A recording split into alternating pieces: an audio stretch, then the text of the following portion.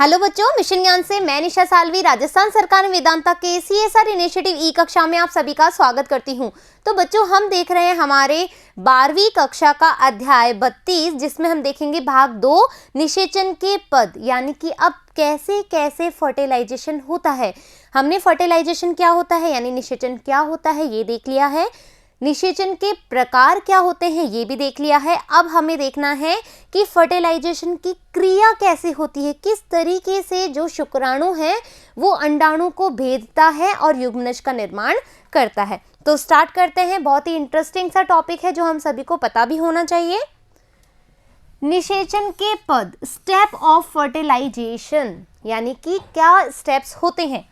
शुक्राणु का अंडाणु तक पहुंचना, approach of sperm to ovum, यानी कि जो शुक्राणु, जो नर गैमी, जो हमारी मेल गैमीट्स हैं, जो नर हमारे युग्मक है, उसका मादा युग्मक तक पहुंचना, उसको अप्रोच करना। ठीक है।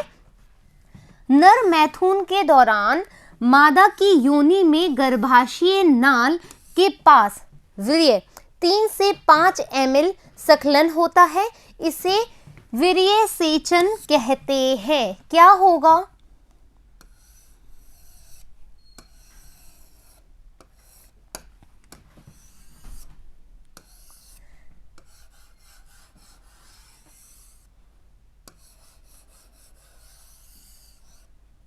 ठीक है, ये मादा भाग है, मादा जननांग भाग।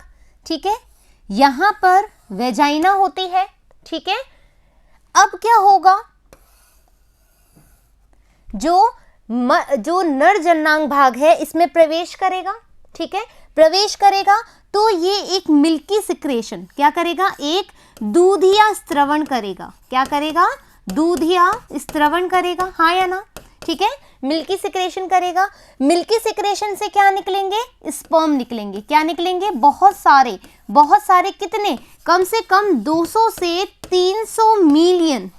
ठीक है, कम से कम 200 से 300 मिलियन स्पर्म यहां पर निकलेंगे।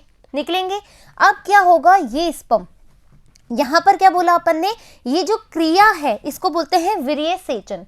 ये जो क्रिया हुई कि भाई जो नर जननांग भाग है उससे कुछ एक लिक्विड निकला है, मिल्की सिक्रेशन निकला है, जिससे कि क्या हुआ, स्पर्म का सिक्रीशन हुआ। किसमें?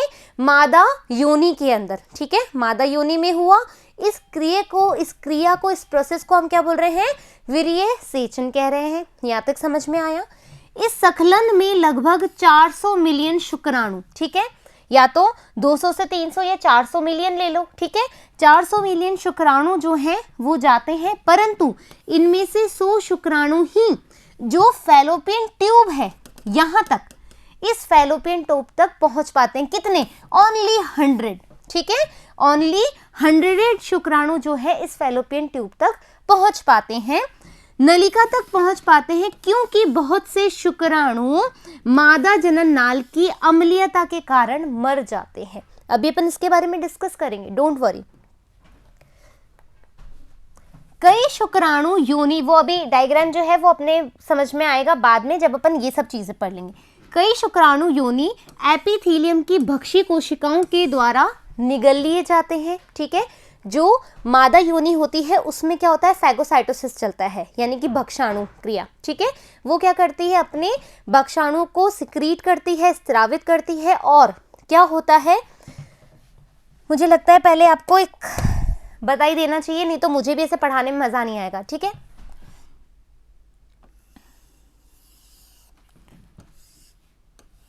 डायग्राम पे मत जाना, सीधी सी बात यही है। ठीक है,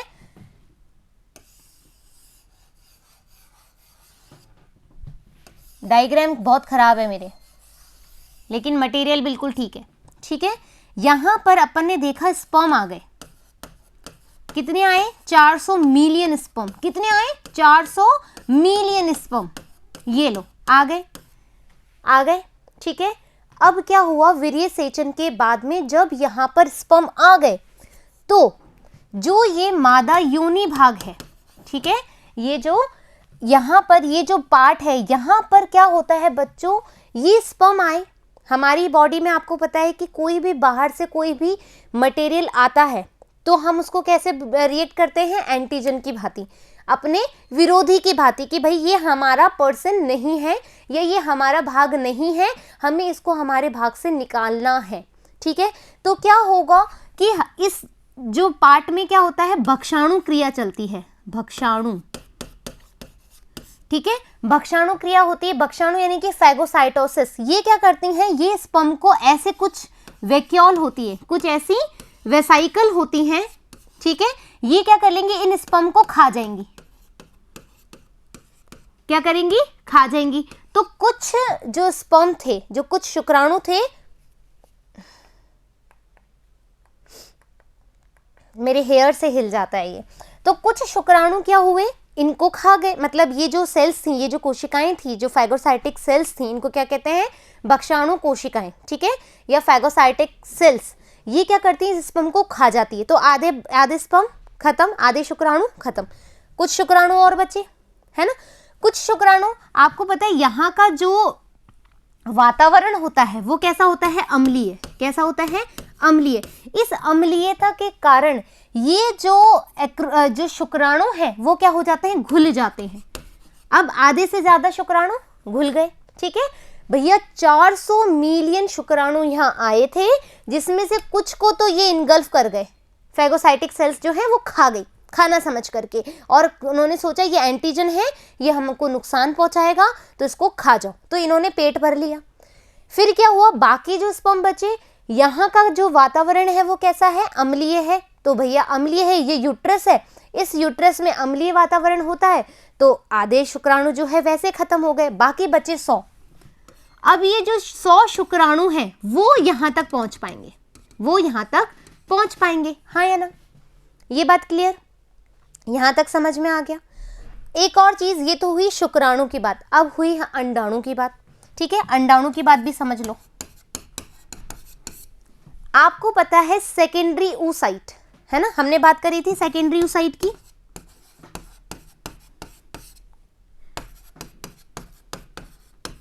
ठीक है, सेकेंडरी फॉलिकल हमने बात करी थी। सेकेंडरी फॉलिकल कैसा होता है, इस प्राइमरी फॉलिकल बना था, हाँ या ना, फिर सेकेंडरी फॉलिकल बना था, इसके पास ग्रेन्युलोसा सेल्स थी, है ना, इस तरह की थी ग्रेन्युलोसा सेल्स, थीका था। ये लो, ये है हमारी सेकेंडरी oocyte। अब तुम मुझे बताओ कि ये ओवम जो है वो यहाँ एम्पूला तक, ये क्या है, एम्पूला, ये ओवम इस एम्पूला तक पहुंचेगा कैसे। आपको पता है केवल शुक्राणु ऐसा चीज है जो कि मूवमेंट कर सकता है, लेकिन ओवम यहां तक कैसे पहुंच गया, लेकिन ओवम यहां पर कैसे पहुंच गया, क्वेश्चन तो हमारा ये है ना, हमारा ये जो ओवम है वो यहाँ तक कैसे पहुँचा। तो आपको जब मैंने टिश्यूज़ वाला चैप्टर पढ़ाया था तो मैंने बताया था कि जो फैलोपियन ट्यूब्स होती हैं, ये जो फैलोपियन ट्यूब है ये कैसी होती है, सीलिएटेड, यानी कि इसमें क्या पाई जाती है, पक्षमाभ। ठीक है, सीलिया की हिंदी सोच रही थी मैं, पक्षमाभ। ठीक है, पक्षमाभ होते हैं, सीलिया होते हैं। तो इसके अंदर क्या है, इस तरह के सीलिया हैं, है ना, इस तरह के यहाँ पर सीलिया हैं। ये क्या करेंगे, मान लो कि ये यहाँ ये सीलिया है, ये फैलोपियन ट्यूब है, ये क्या करेंगे, इस बॉल को, जैसे तुम बॉल है ना, कोई ऐसे ऐसे चल रहा है ना, ऐसे ऐसे चल रहा है, तो कोई बॉल जैसा पार्ट है वो, अब ये इधर इसने मारा, इसने आगे कर दिया, फिर इसने मारा, फिर आगे कर दिया, तो ये ऐसे करते करते ये जो सेकेंडरी oocyte था हमारा वो यहाँ पर पहुँच गया। ठीक है, इसको हमारी जो NCERT है उसमें क्या बोला गया है, ओवम बोला गया है, लेकिन होता असल में क्या है, ये सेकेंडरी oocyte होता है। ठीक है, सेकेंडरी फॉलिकल होता है, लेकिन हमारी NCERT ने इसको क्या बोला है, ओवम बोला है। क्लियर बात, आया समझ में। कि आपसे पूछा जा सकता है ना भैया ओवम यहाँ पर कैसे पहुंचा, ये तो चलता नहीं है, स्पर्म तो चलता है, ये तो पहुंच सकता है, ये कैसे पहुंचा, क्यों, क्योंकि ये सीलिएटेड होती है फैलोपियन ट्यूब, अंदर से पक्षमाभी वाली होती है, जिससे कि वो अंदर चली जाती है। यहाँ तक क्लियर कि भैया ओवम यहाँ तक आ गया, और जो ये है फ्लैजिला, क्या ये जो हमारा स्पर्म है वो यहाँ पहुँच गया, बाकी की चीज़ें यहाँ कैसे खत्म हुई ये समझ में आया कि भैया इतने मिलियन स्क्रीट हुए थे और कैसे 100 ही बचे, समझ में आ गई। आगे देखते हैं। कई शुक्राणु योनि एपिथेलियम की भक्षी कोशिकाओं द्वारा निगल लिए जाते हैं। भक्षाणु कर लिया, शुक्राणु शुक्र द्रव सेमिनल फ्लूइड में 1.4 मिमी मिनट की दर से तैरते रहते हैं नीट के लिए। नीट के लिए ये बहुत ज़्यादा इंपॉर्टेंट है, आपसे पूछा जाता है कि सेमिनल फ्लूइड जो शुक्र द्रव है वो कितने प्रति मिनट दर पर चलता है या तैरता है। ठीक है, यूं यूं यूं यूं जो मूवमेंट करता है वो कितना प्रति मिनट करता है, तो 1 to 4 मिमी प्रति मिनट दर से वो तैरता है, याद रखना। शुक्राणुओं की यह गति गर्भाशय संकुचन की क्रिया।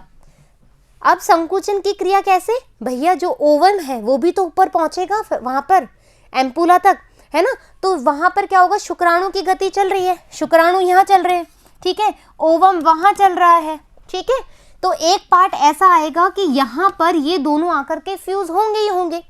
शुक्राणु की ये गति गर्भाशय संकुचन क्रिया तथा फैलोपियन ट्यूब की क्रमाकुंचनी पेरिस्टालिटिक, ठीक है, पेरिस्टालिटिक गति द्वारा होती है। आपसे पूछा जाता है कि कैसी क्रिया द्वारा शुक्राणु जो है वो ऊपर पहुंचता है। ये जो शुक्राणु पहुंच रहा है ना, इसकी क्रिया कौन सी कहलाती है, ये क्रिया कहलाती है क्रमाकुंचनी।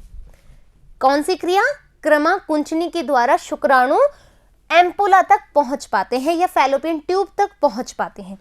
शुक्राणु मादा गर्भाशय से प्रवेश में कुछ समय बाद निषेचन करने में सक्षम हो जाते हैं कि भैया अब तो मैं, कहाँ गया अपना डायग्राम, अब तो मैं बहुत मेहनत करके आया हूँ, ओवम अपना यहाँ पर है, अब तो मुझे फ्यूज करने दो, अब तो मुझे संपर्क में आने दो। तो वहाँ पर क्या होता है, एम्पुला में, यहाँ पर इस एम्पुला में प्राक केंद्र, नर का और मादा का प्राक केंद्र आपस में आकर के फ्यूज हो जाता है। ठीक है, निषेचन की क्रिया यहाँ पर संपन्न होती है। क्लियर बात। नेक्स्ट देखें, अपनी ही जाति के अंड ओवम को निषेचित करने की क्षमता को शुक्राणु की योग्यता अर्जन, कैपेसिटेशन, ये जो चीज है बच्चों ये समझ लो। ये कैसे समझोगे, आओ अपन एक और स्लाइड लेंगे, ठीक है, मैं आपको समझा रही हूं योग्यता अर्जन। योग्यता अर्जन का क्या मतलब है, पहले ये समझ लो बच्चों। योग्यता अर्जन का मतलब होता है कि तुम में ये कैपेसिटी है कि तुम ही हो जो इस वाली मादा के जो ओवम है उसको भेद सकते हो। इतने सारे स्पर्म आए भैया, 400 मिलियन स्पर्म है, उसमें से तुम ही हो जो इस ओवम को भेद सकते हो और ये तुम्हारा ही शुक्राणु होना चाहिए। मतलब क्या होता है कि यदि मनुष्य जाति है, ठीक है, मनुष्य जाति है तो मनुष्य जाति ही निषेचन की क्रिया करेगी। मतलब मनुष्य का जो क्रिया है फर्टिलाइजेशन का वो मनुष्य के साथ ही कराया जाता है। क्यों कराया जाता है, क्योंकि इसमें योग्यता अर्जन की कैपेसिटी होती है, कैपेटिस ये होती है, ठीक है, योग्यता अर्जन की। कैसे, देखो बच्चों क्या होता है कि आपको पता है कि हमने जब ये शुक्राणु की स्ट्रक्चर देखी थी तो हमने देखा था ये वाला पार्ट होता है, ठीक है, ये होता है एक्रोसोम, है ना, एक्रोसोम होता है, फिर ये बेसल बॉडी, फिर ये इसका पुच्छ भाग। ये मेरे से पूंछ अच्छी नहीं बनती पता नहीं क्यों, ठीक है। अभी महत्वपूर्ण चीज है अपनी ये वाला, इसका हेड पार्ट, शीर्ष भाग, है ना। ये शीर्ष भाग क्या करता है, ये अंदर जाने की कोशिश करेगा। शुक्राणु क्या करेगा, ओवम को भेदने की कोशिश करेगा, जोना पैलिसोइडा को भेदने की कोशिश करेगा। ये भेदेगा तब जब वो उसको क्या करेगी, आने देगी। भाई जो फैलोपियन ट्यूब है, ये जो योनि है, जो यूट्रस है, ये अंदर जाने देगा तब ना। तो क्या होता है, एक प्रोसेस होती है योग्यता अर्जन की। इस दौरान क्या होता है कि ये जो इसके बाहर की झिल्ली है, जो इस एक्रोसोम के बाहर की झिल्ली है, सुन लो अच्छे से, जो हेड वाला पार्ट है स्पर्म का, एक्रोसोम की जो झिल्ली है उसको हटाना पड़ता है, ठीक है। इस एक्रोसोम की जो झिल्ली है इसको हटाना पड़ेगा। अब तुम्हारे अंदर क्वेश्चन आना चाहिए, क्या आना चाहिए, प्रश्न आना चाहिए कि ये एक्रोसोम की झिल्ली हटाने की जरूरत क्यों पड़ी। भाई ये जो द्रव्य, जो ये अपना केंद्रक है, ये अंदर कैसे जाएगा, केंद्रक अंदर नहीं जाएगा तो मतलब क्या, हमें डीएनए को ही तो पास ऑन करना है। डीएनए को तो पास ऑन करना होता है फर्टिलाइजेशन की क्रिया में। यदि तुम इस केंद्रक को इस ओवम में जाने ही नहीं दोगे तो तुम्हारा क्या मतलब फर्टिलाइजेशन का, क्या मतलब? ऐसे ही कब हुआ था कि जब आईवीएफ हुआ था, है ना, आईवीएफ यानी कि इन विट्रो फर्टिलाइजेशन, कृत्रिम तरीके से वीर्यसेचन की क्रिया करी गई थी। तो वैज्ञानिकों को पता नहीं था कि भैया जो ये बाहर की झिल्ली है वो हटानी पड़ती है। जो हमारी यूट्रस होती है, जो फीमेल की यूट्रस होती है, उसमें बहुत सारे एंजाइम्स होते हैं, ऐसे एंजाइम होते हैं जो इस झिल्ली को तोड़ देते हैं, डिग्रेड करते हैं, ठीक है। बहुत सारे ऐसे एंजाइम्स होते हैं जो एक्रोसोम की झिल्ली को तोड़ देते हैं। और मैंने तुम्हें पढ़ाया था कि जो इसके अंदर भी कौन से कुछ एंजाइम्स होते हैं, है ना, हाइल्यूटेरिनोज एंजाइम होता है। ये क्या करेगा, इसको तोड़ने, इसको क्या बनेगा, लचीला बनाएगा। और चूंकि यूट्रस में भी अम्लीयता है तो वो इसकी झिल्ली को तोड़ देगी, झिल्ली को तोड़ेगी तो केंद्रक आराम से इसमें पहुंच जाएगा। क्लियर बात? तो ये जो प्रक्रिया है वो योग्यता अर्जन कहलाती है। तो योग्यता अर्जन आपको समझ में आई। ऐसे ही मैं क्या बता रही थी, कृत्रिम वीर्यसेचन वो बता रही थी आपको कि मैंने बताया कि भाई जो वैज्ञानिक थे पहले उनको पता ही नहीं था कि ये जो चीज़ है वो हटती है। तो उन्होंने क्या लिया, शुक्राणु लिया और सीधा गर्भाशय में डाल दिया, लेकिन फिर भी फर्टिलाइजेशन नहीं हुआ। फर्टिलाइजेशन हो भी कैसे सकता है, क्योंकि इन्होंने तो ये डीएनए जाएगा ही नहीं। फिर उन्होंने कुछ ऐसा किया, कुछ ऐसे सॉल्यूशंस बनाए, कुछ ऐसे एंजाइम्स बनाए जो कि किसी भी सॉल्यूशन में डाला और एक्रोसोम की झिल्ली टूट गई। और क्या हुआ, ये डीएनए आराम से पास ऑन हुआ और फर्टिलाइजेशन की क्रिया हो सकी। तो यहाँ तक समझ में आया, कोई डाउट नहीं होना चाहिए। क्लियर बात यहाँ तक की? आगे बढ़ते हैं अपन। शुक्राणु मादा गर्भाशय में प्रवेश कर कहाँ पर आ गए, ये हो गया अपना योग्यता अर्जन, कैपेसिटेशन। ये बच्चों नीट के लिए वेरी वेरी इंपॉर्टेंट है, ठीक है, मैं बताना भूल गई। नीट के लिए ये जो प्रोसेस है बहुत ज़्यादा इंपॉर्टेंट है। पूछा जाता है कि योग्यता अर्जन की आवश्यकता क्यों पड़ी या योग्यता अर्जन क्या होता है, कैसे भी करके आपसे इससे रिलेटेड क्वेश्चन डेफिनेटली आता ही आता है, ठीक है। नर मैथुन के दौरान मादा की योनि में गर्भाशय नाल के पास वीर्य 3 से 5 ml सखनन होता है, इसे वीर्यसेचन कहते हैं। ये हम ऑलरेडी पढ़ चुके हैं। इस प्रक्रिया में शुक्राणु का कार्य की परिपक्वन होता है। कैसा होता है, वो फंक्शनल एक्टिविटी हो जाती है उसमें। कैसे भाई, फंक्शन होगा, मूवमेंट होगा, है ना, ये सब चीजें होंगी जिसके फलस्वरूप इसमें शुक्राणु लयनकारी एंजाइम की क्रिया के फलस्वरूप, अब क्या होगा, मैंने बताया था ना, लाइसिस होगी, एक्रोसोमल वाली झिल्ली जो होगी लाइसिस होगी। लयनकारी एंजाइम की क्रिया के फलस्वरूप अंडावरण को भेदकर अंड में प्रवेश कर लिया जाता है। तो अब क्यों ऐसा हुआ, अंड में कैसे प्रवेश करेगा, जब एक्रोसोम की झिल्ली टूट जाएगी, हाँ या ना। इस प्रक्रिया में लगभग 5 से 6 घंटे लगते हैं, ठीक है, 5 से 6 घंटे लगते हैं। तत्पश्चात शुक्राणु अंड में निषेचन कर पाता है, याद रखिएगा। तो ये है, ठीक है, इसको कहते हैं गर्भाशय। देखो अंदर ऐसे से जा रहा है, ये फैलोपियन नलिका है, ये शुक्राणु है, ये अंडाणु है यानी ओवम, कलर चेंज नहीं किया, ये अंडाशय है, ठीक है। सेकेंडरी फॉलिकल ब्रस्ट होकर के यहां से जाती है, ये देखो ये कौन सी है, सेकेंडरी वाला है ये ध्यान रखना, जिसको हम ओवम कह रहे हैं। ये ओवम यहां से कैसे गया, सीलिएटेड मूवमेंट की वजह से, जो पक्षमाभ होती है उसकी वजह से, ठीक है। यहां पर क्या क्या हुआ, कुछ तो भक्षाणु क्रिया द्वारा नष्ट कर दिए गए, कुछ जो है अम्लीयता की वजह से नष्ट हो गए, कुछ ही यहां पहुंच पाए हैं। समझ में आ गया, यहां तक कोई दिक्कत है? आगे बढ़े।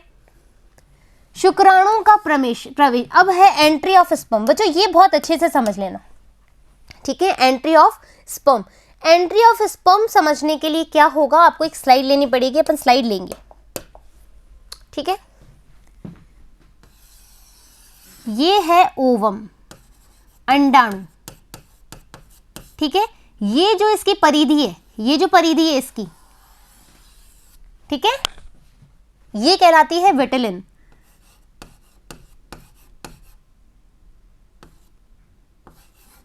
ठीक है, विटिलिन की बनी हुई होती है ये। और इसके बाद एक होता है ये वाला भाग, ठीक है, और इसके बाद होती है जोना पेलुसिडा,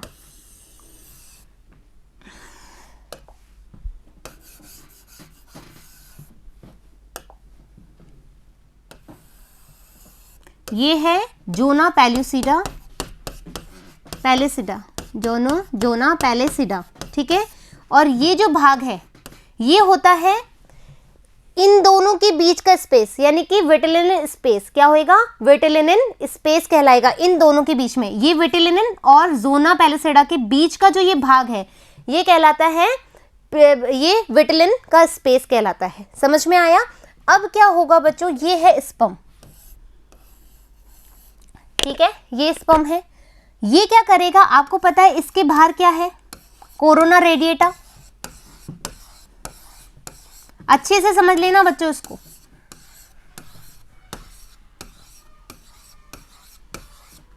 ठीक है, ये है कोरोना रेडिएटा।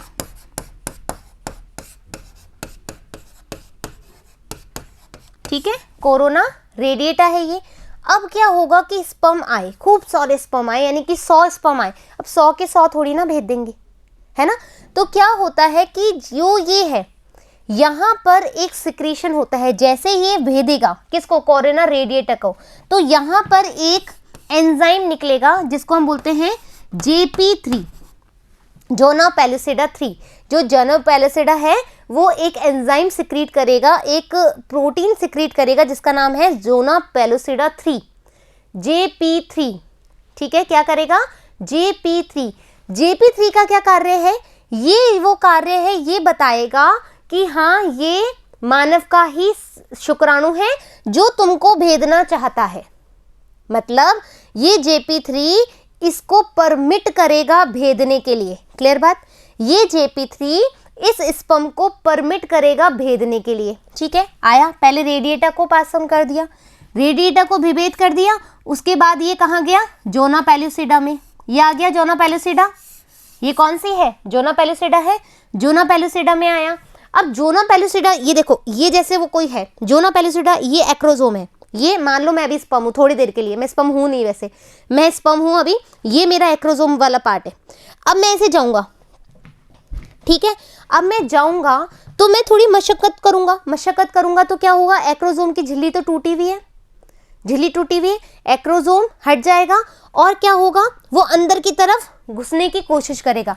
तो जेनोपैलिसिडा से जब ये वाला प्रीविटालिन स्पेस, ठीक है, प्रीविटालिन स्पेस जो है ये जो क्रॉस करेगा, तो एक्रोजोम वाली झिल्ली तो टूट ही गई है, यहां से जो है ये चला गया केंद्रक, यानी कि प्राक केंद्र, प्राक केंद्र। अब क्या हुआ, ये स्पर्म था, सबसे पहले कोरोना रेडिएटा को उसने भेदा, जोना पैलिसिडा के पास जैसे ही आया, ठीक है, तो JP3 जो है वो एक्टिव हो गया। इसने बोला कि भाई इसको तो आने दे, आया, अब आने दे, प्री विटिलिन वाले स्पेस में आया, स्पेस में आ गया। जैसे ही इसने जो विटिलिन वाली जो परिधि है इसको इसने भेदा, तो क्या हुआ, चूंकि एक्रोजोमल पार्ट की झिल्ली कमजोर हो चुकी है, बहुत सारे एंजाइम ने यहाँ की झिल्ली को हटा दिया है, आगे का शीर्ष भाग जो है बिल्कुल खत्म सा ही हो चुका है, तो केंद्रक क्या होगा, जो प्राक केंद्र है, ठीक है, प्रो न्यूक्लियस है, वो आ जाएगा और यहाँ पर इस ओवम से इसने भेद दिया। ये एन था, ये एन था, फर्टिलाइजेशन की क्रिया हो चुकी है। यहाँ तक समझ में आया। अब अपन डायग्राम देखेंगे, यानी कि अब अपना ये देखेंगे। अंडाणु एक रासायनिक पदार्थ स्त्रावित करता है, फर्टिलाइजिन, ये हमने बात करी थी चैप्टर 31 के क्वेश्चन आंसर में कि जो ओवम होता है उस पे एक हार्मोन होता है फर्टिलाइजिन और शुक्राणु पे होता है एंटी फर्टिलाइजिन, जो संपर्क में आने के लिए उसको मदद करते हैं। फर्टिलाइजिन कहते हैं, इसकी सतह पर शुक्राणु स्नेही स्थल होते हैं। शुक्राणु स्नेही स्थल यानी कि जो लविंग, जो शुक्राणु को आने के लिए अट्रैक्ट करेंगे, उसको प्यार करेंगे, ठीक है। तो इसकी सतह पर शुक्राणु स्नेह स्थल होते हैं, जहां पर विशिष्ट शुक्राणु अपने एंटी फर्टिलाइजिन, ये याद रखना है तुम्हें, शुक्राणु पे एंटी फर्टिलाइजिन होगा और ओवम पे, अंडाणु पे फर्टिलाइजिन हार्मोन होगा, याद रखना, एंजाइम, सॉरी, ठीक है, हाँ एंजाइम नहीं, रासायनिक पदार्थ होगा, स्थल द्वारा जुड़ जाते हैं। अब क्या हुआ देखो, ये अपना शुक्राणु है, शुक्राणु पर यहां पे लगा है एंटी फर्टिलाइजिन, एंटी फर्टिलाइजिन, ठीक है। ये है ओवम, ओवम पे यहां पर क्या है, ये है फर्टिलाइजिंग रिसेप्टर, इनको बोलते हैं रिसेप्टर, ठीक है, ये फर्टिलाइजिंग रिसेप्टर है। अब ये क्या होगा, इस तरह का है, मान लो ये एक्रोसोम है तो ये इस तरह के होंगे, ठीक है, ये ओवम होगा और ये अपना शुक्राणु होगा। तो ये आपस में इस तरह से यहां पर ये क्या होगा, सतह से चिपक जाएंगे, इस सतह से ये चिपक जाएंगे। तो इन्होंने संपर्क बना लिया फर्टिलाइजन और एंटी फर्टिलाइजन के जरिए, ये आ गए संपर्क में। इस फर्टिलाइजन एंटी फर्टिलाइजन अंतःक्रिया, ये फर्टिलाइजन और लिख देती हूं, एंटी फर्टिलाइजन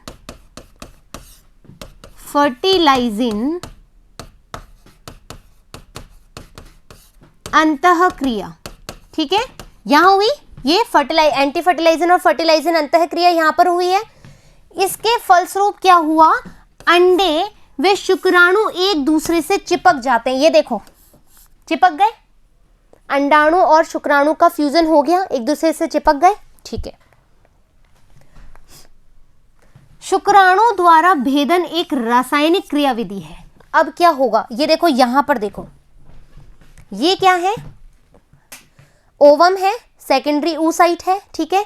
यहां पर ये देखो तुम, ये जो है, कलर चेंज कर लो एक बार, ठीक है, ये क्या है, ग्रेन्युलोसा सेल्स है, ठीक है, कोरोना रेडिएटा है, ठीक है, ये हो गया। इसके अंदर ये वाला जो है ये जोना पेलुसिडा है, ठीक है, क्या है, देखो यहां पर लिख भी रखा है, जोना पेलुसिडा है। फिर हम बोल रहे हैं ये कोरोना रेडिएटा है, इसकी ये जो प्लाज्मा झिल्ली है, ठीक है, ये प्लाज्मा जो झिल्ली है ये वेटेलिनन कहलाती है, और जो स्पेस है वो पेरीवेटेलिनन स्पेस कहलाएगा, क्या कहलाएगा, पेरीवेटेलिनन स्पेस कहलाएगा।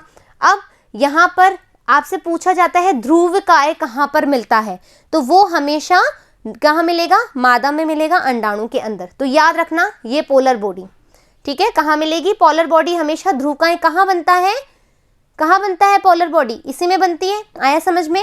ये कुछ क्वेश्चन है जो मैं आपको 31 चैप्टर वाले रिपीट करा रही हूँ।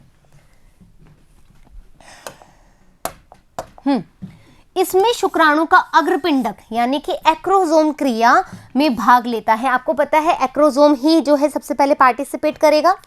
कुछ शुक्राणु लयन मुक्त करता है जो अंडे के आवरण को घोलकर शुक्राणु के लिए प्रवेश मार्ग बनाती है। जब अपन एक्रोसोम का स्ट्रक्चर अपन ने पढ़ा था तो हमने पढ़ा था कि उसमें एक हाइलुरोनिडेज एंजाइम होता है, ठीक है, जो कि लयनकारी बनाता है, जो भेदने के लिए, उसको प्रवेश करने के लिए एकदम अच्छा माध्यम प्रोवाइड कराता है।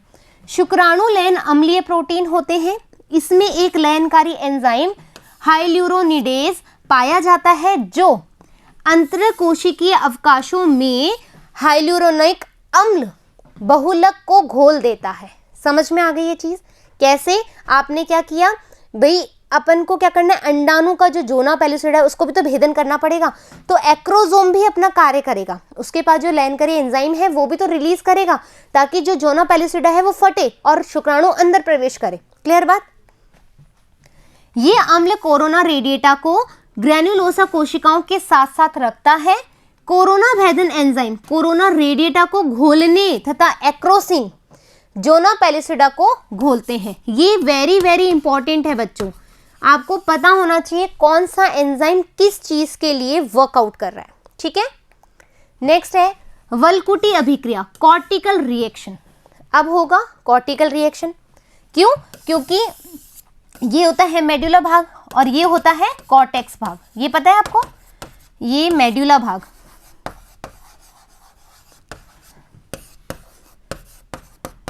मेडुला, और ये वाला भाग जो होता है कॉर्टेक्स होता है, ठीक है।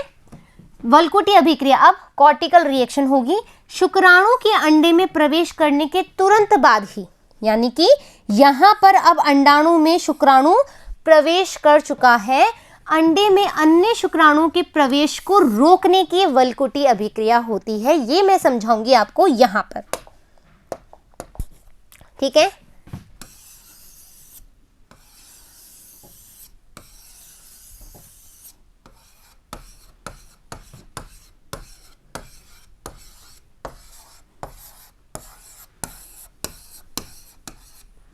ठीक है, ये आपको पता है, कोरोना रेडिएटा बार बार बताऊंगी नहीं, जोना पेलुसिडा, पेरी विटेलिन स्पेस और विटेलिन की वो, और ये हमारा अंदर का ओवम, यहाँ तक पता है।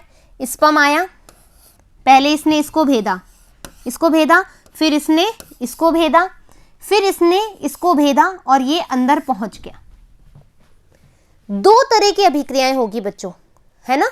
ब्लॉकिंग क्या होता है, अब अपन को बात करनी है ब्लॉक करने की। ब्लॉक करने का क्या मतलब होता है, जैसे अपने पास कोई अननोन नंबर आता है, अननोन मैसेजेस आते हैं तो अपन उसको ब्लॉक कर देते हैं फ़ोन में, ये तो सभी को पता है। अवरुद्ध करना, है ना, अब अवरुद्ध करना है। क्योंकि तुम्हें पता है 100 स्पर्म है, 100 स्पर्म है। अब यदि तुम इसको अवरुद्ध नहीं करोगे स्पर्म को, तो वो तो 100 के 100 इस ओवम में चले जाएंगे। ये कैसे पॉसिबल है, या तो 1 या 2 या मैक्सिमम 3 अभी तक के केस आए हैं कि 3 बच्चे एक बार में हुए, मतलब जो ह्यूमंस हैं, या फिर 2 बच्चे जो ट्विंस अपन बोलते हैं, है ना। ये पॉसिबिलिटीज अभी तक हमने देखी है। अब तुम सोचो 100 बच्चे एक साथ कैसे होंगे, तो हमें ऐसा कार्य करना पड़ेगा ना कि एक ही स्पर्म इस ओवम में जाए या फिर लगभग 2 चले जाएं। तो हमें क्या करना होता है, जब एक वाली कंडीशन हो कि एक ही स्पर्म चला गया, मान लो ये एक स्पर्म इसका प्राक केंद्र आ गया, आया, तो ये जो बाहर की ये जो परिधि है, ठीक है, ये क्या हो जाती है, इस ओवम में होने लगता है डीपोलराइजेशन। क्या बोलते हैं इसको, डीपोलराइजेशन। डीपोलराइजेशन होता है यहाँ पर। ये डीपोलराइजेशन क्या करता है, अवरुद्ध कर देता है। इसको बोलते हैं पॉलीस्पर्मी। क्या बोलते हैं इसको, पॉलीस्पर्मी। देखो मैं लिखती हूँ यहाँ पर पॉलीस्पर्मी, है ना। पॉलीस्पर्मी यानी कि बहुत सारे स्पर्म को आने से रोकना, ठीक है। पॉलीस्पर्मी ब्लॉकेज का मतलब होता है बहुत सारे स्पर्म को ओवम में अंदर आने से रोकना, ठीक है। तो हम ब्लॉक कैसे करेंगे, पहला जो तरीका है वो है डीपोलराइजेशन। भाई ये जो है, जो ये झिल्ली है, जैसे ही एक प्राक केंद्र अंदर आया ये रोक देगी, अब रुक जाओ। इसको हम बोलते हैं फास्ट ब्लॉक ऑफ पॉलीस्पर्मी। क्या बोलते हैं, फास्ट ब्लॉक ऑफ पॉलीस्पर्मी। अभी आएगा हिंदी वर्ड, मैं आपको बता दूंगी। फास्ट ब्लॉक ऑफ पॉलीस्पर्मी, इसको समझ लो। फास्ट कैसे, जैसे ही एक अंदर गया डीपोलराइज हो जाएगी, अब कोई भी अंदर नहीं आ सकता। एक स्पर्म आ गया, बात खत्म, अब नहीं आने दूंगी। इसको बोलते हैं फास्ट ब्लॉकेज ऑफ पॉलीस्पर्मी, ठीक है। एक होता है स्लो, ये तो फास्ट रिएक्शन होगी। एक होता है स्लो, ठीक है। फास्ट में क्या होगा, डीपोलराइजेशन, यहां पर से हटा देती हूं, ठीक है। स्लो, यहां देखो स्लो, आपको पता है यहां पर जोना पेलुसिडा JP3 सिक्रीट करती थी, क्यों, ताकि ये स्पर्म अंदर चला जाए, है ना। हमने ये बोला था ताकि ये JP3 एक रिलीज करती थी हार्मोन कि भैया स्पर्म आया है, तुम उसको अंदर ले लो। अब क्या होता है, मान लो ये स्पर्म अंदर आ गया, दूसरा भी अंदर आने के लिए तैयार, मैं तो जाऊंगा, मुझे तो बहुत जल्दी है, मैं तो जाऊंगा। अब ये बोले कि मैं डीपोलराइजेशन कर चुकी हूँ, लेकिन फिर भी ये अंदर आना चाहता है ना, भाई नहीं रुक रहा है, या फिर डीपोलराइजेशन की क्रिया नहीं हो पा रही, तो अब मैं क्या करूँ। तो कुछ ऐसे सिक्रीशन होंगे जो इस JP3 को रोक देंगे। JP3 हट जाएगा, कोई शुक्राणु आएगा, है ना, तो वो उसको भेद ही नहीं पाएगा। क्यों, क्योंकि रिकॉग्नाइज ही नहीं कर पाएगा ना कि मेरा ही स्पर्म है, मतलब ये मनुष्य का स्पर्म है, अब अंदर आने दो। JP3 क्या करता है, स्वनिषेचन, मतलब ये स्वनिषेचन क्या, जो मनुष्य स्वयं जाति वाले निषेचन की क्रिया को बढ़ावा देता है। JP3 जो मनुष्य जाति से निषेचन क्रिया को बढ़ावा देता है, इसको अवरुद्ध कर देगा, रोक देगा, इसको हटा देगा। तो वो जो जब यदि शुक्राणु आएगा तो ये अंदर ही नहीं जा पाएगा। क्यों, क्योंकि JP3 नहीं है। ऐसी क्रियाविधि को बोलते हैं अपन slow blockage of polyspermy. Clear बात, आया समझ में अच्छे से। अब अपन उसमें देखते हैं हमारे टॉपिक के अंदर। इस अभिक्रिया में अंडे की प्लाज्मा झिल्ली के नीचे वल्कुटी कणों द्वारा अंडकोशा द्रव्य तथा प्लाज्मा झिल्ली, विटेलाइन झिल्ली, ठीक है, के बीच रासायनिक पदार्थ होते हैं। कुछ रासायनिक पदार्थ होते हैं। शुक्राणु के अंडाणु में प्रवेश के बाद निम्नलिखित उपापचयी क्रियाएं जो है उत्प्रेरित होती है। अंडे की सतह पर निषेचन शंकु का निर्माण होता है, फर्टिलाइजेशन कोन का निर्माण होता है, विटेलाइन झिल्ली बढ़कर निषेचन कला, ठीक है, जो विटेलाइन झिल्ली है वो बढ़ जाती है, ठीक है, और परिवर्तित हो जाती है, कोशाद्रव्य में गति पाई जाती है। ये आपको क्या बोल रहा है कि जो निषेचन की क्रिया हो रही है उसके बाद क्या क्या चेंजेस आते हैं, ठीक है। प्लाज्मा झिल्ली की पारगम्यता बढ़ जाएगी, नेचुरल सी है जो प्लाज्मा झिल्ली है उसमें ये परमिलेटी बढ़ जाएगी, क्यों, क्योंकि स्पर्म को अंदर आने भी तो देना है। प्रोटीन संश्लेषण की दर बढ़ जाती है, समसूत्री विभाजन प्रारंभ हो जाता है। अब क्या होगा, प्राक केंद्र का संलयन होगा, जो फ्यूजन है। अब एक स्पर्म इस ओवम में आ चुका है, यहां पर एन है, ये किसका है, ये है शुक्राणु, ठीक है, और ये ऑलरेडी इसके अंदर है, ठीक है, ये एन वाला है। अब क्या होगा, शुक्राणु का अंडाणु में प्रवेश एक उद्दीपन की तरह का कार्य करता है। इसके परिणाम स्वरूप द्वितीयक परिपक्वन विभाजन होता है। क्या हो रहा है, अब जो द्वितीयक होगा विभाजन होगा, उसके बाद अंडे में प्रवेश के बाद शुक्राणु का सिर तथा मध्य भाग से 100 डिग्री जो डिग्री के जो कोण है से घूम जाते हैं, जिसके कारण मध्य भाग से संबंधित भाग माइटोकॉन्ड्रिया तथा समीपस्थ तारक केंद्र के सिर के आगे पहुंच जाते हैं। क्या हुआ, वही चीज है कि एक्रोसोमल झिल्ली जो है टूट रही है, तो जो पीछे वाले जो माइटोकॉन्ड्रिया वाले हैं वो उसको एनर्जी देंगे कि तू और अंदर जा, उसको और पावर देंगे कि तू और अंदर उसको भेज जा करके। शुक्राणु के द्वारा लाया गया तारक केंद्र 2 भागों में विभाजित हो जाता है। क्या होता है, 2 भागों में विभाजित हो जाएगा। फिर सक्रिय कोशाद्रव्य केंद्र में गुणसूत्रीय तर्कु जो क्रोमोसोमल स्पिंडल का निर्माण, इसको कहते हैं इम्प्लांटेशन। आप पढ़ रहे हैं, अपन फर्टिलाइजेशन पढ़ने पढ़ लिया, अब अपन पढ़ रहे हैं इम्प्लांटेशन कैसे होता है, कि कैसे अब जब वो निषेचन हो गया है उसके बाद क्या क्या क्रियाएं होती है, प्राक केंद्र जो है उसमें फ्यूजन कैसे होता है।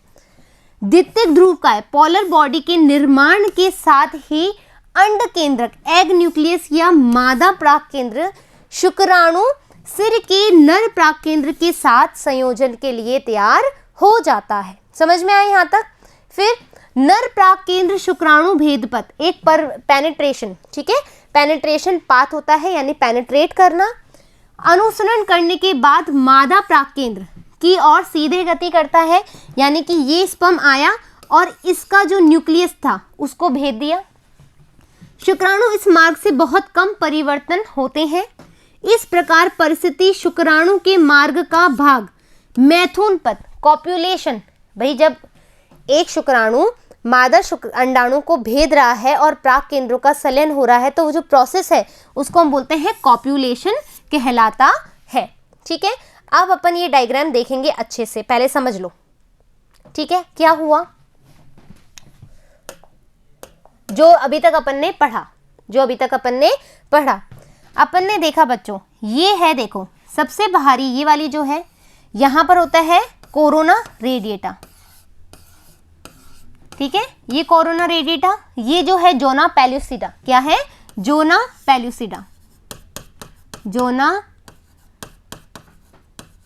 पेल्यूसिडा, ठीक है, ये जोना पेल्यूसिडा है। ये जो स्पेस है यहाँ पर कुछ रिसेप्टर्स हैं, ठीक है, ये जो दिख रहे हैं आपको, ये क्या है, रिसेप्टर हैं, जो कि क्या करेंगे, अट्रैक्ट करेंगे स्पर्म को, क्या करेंगे, स्पर्म को अट्रैक्ट करेंगे। फिर यहाँ पर तुम देख रहे हो ये जो भाग है ये कौन सा है, पेरीविटिलिन स्पेस। क्या है ये, पेरीविटिलिन स्पेस,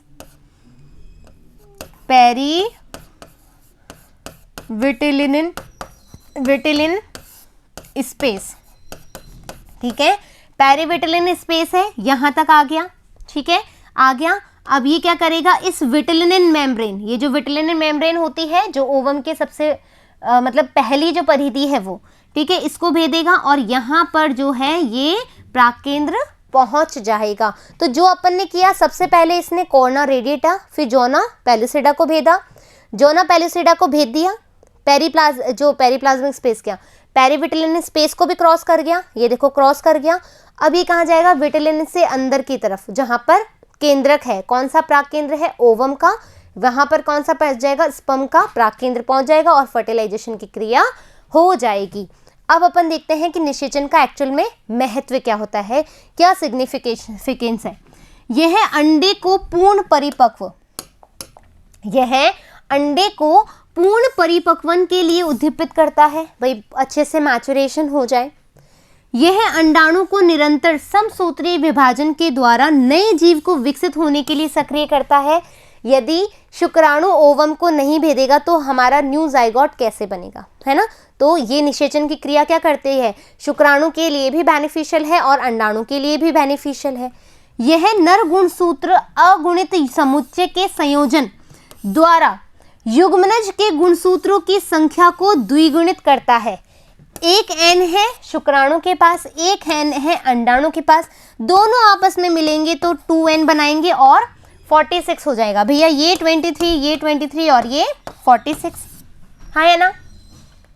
फिर है यह अंडे का उपापचयी रूप से अधिक, ये अंडे को उपापचयी रूप से अधिक सक्रिय बनाता है और ये क्या करता है, उसमें कैटाबॉलिज्म जो रिएक्शंस है वो बहुत अच्छे से हो जाती है।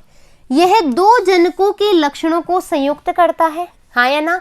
शुक्राणु जो मेल है उसके लक्षण भी जाएंगे, जो फीमेल है उसके लक्षण भी आएंगे और विभिन्नताएं उत्पन्न करता है। इस प्रकार उद्विकास में भी सहायक होता है। भाई जनरेशन टू जनरेशन जो है अलग अलग गुण जाएंगे तो क्या हुआ, एक नई संतति आएगी, नई संतति आएगी तो नए गुण भी आएंगे, हाँ या ना। शुक्राणु के लिंग गुणसूत्र X तथा Y होते हैं। भाई जो मेल है ना, जो नर है उसके पास दो तरह के होते हैं X और Y, और जो फीमेल है उसके पास होता है X और X।